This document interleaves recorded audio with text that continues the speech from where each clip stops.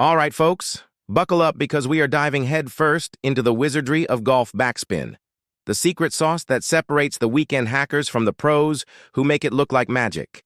You know that satisfying sound when the ball lands and just stops dead on the green? Yeah, that is backspin. And if you are not generating it, you are basically handing your game to the golf gods on a silver platter. Backspin is all about the friction, the angle of attack, and that sweet spot contact that makes physics your personal caddy. Hit the ball with a descending blow and a slightly open club face, and congratulations, you just made the ball flirt with the air like a dang acrobat.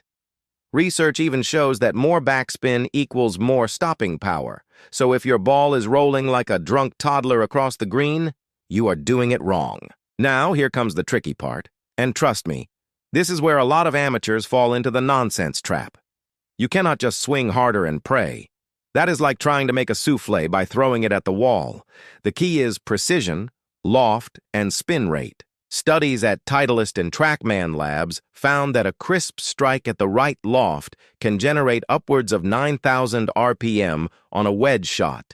9,000 RPM. For reference, your average car tire probably does not even dream that fast.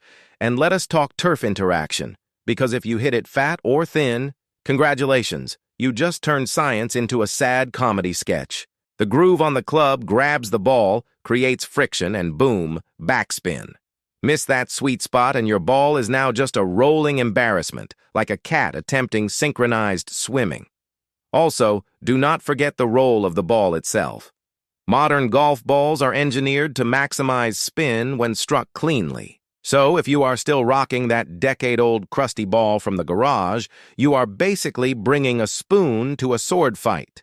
Layer the right strike technique with a quality ball and you are cooking with gas. So next time you hit the green and the ball stops dead like it just remembered it had rent due, pat yourself on the back. You just tamed physics, gravity, and sheer probability all in one swing.